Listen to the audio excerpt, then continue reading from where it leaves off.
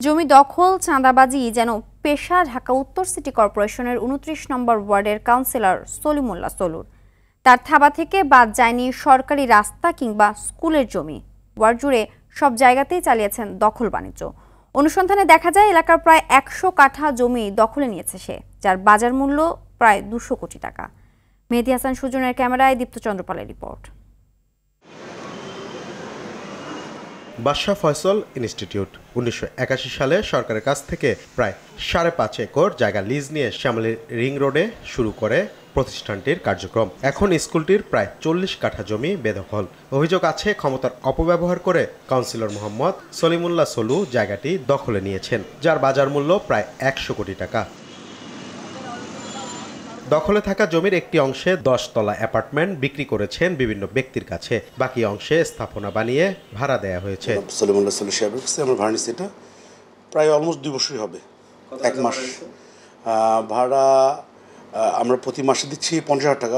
জমি উদ্ধার করতে মামলা করেছিল স্কুল কর্তৃপক্ষ। মামলার রায় পক্ষে আসলেও সলুর প্রভাবের কারণে জমি দখল নিতে ব্যর্থ হয় তারা। আমরা শান্তিপূর্ণভাবে আইনগতভাবে প্রসেসে আমরা আগাইছি এবং ইনশাল্লাহ এখন আমরা চিন্তা করছি আইনি প্রসেসে যারা আছেন তাদের সাথে তাদেরকে আইনগতভাবে আমরা এখান থেকে সরিয়ে দেব। মোহাম্মদিয়া হাউজিংয়ে ২০ কাঠার ২টি প্লট সলুর দখলে।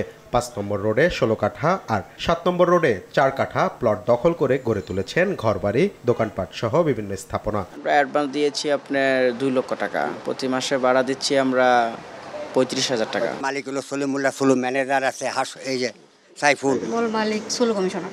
সলু কমিশনার। ওনার এখানে কিরকম রুম আছে?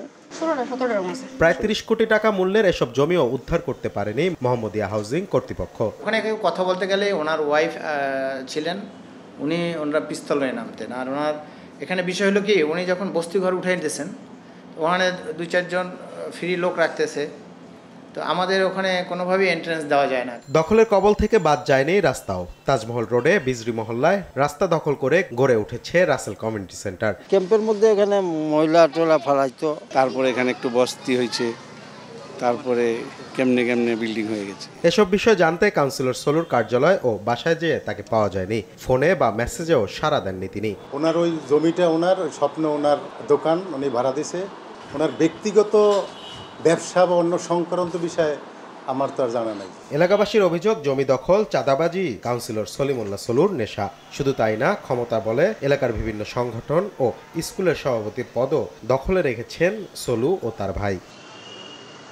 দীপ্ত চন্দ্রপাল, RTV, ঢাকা।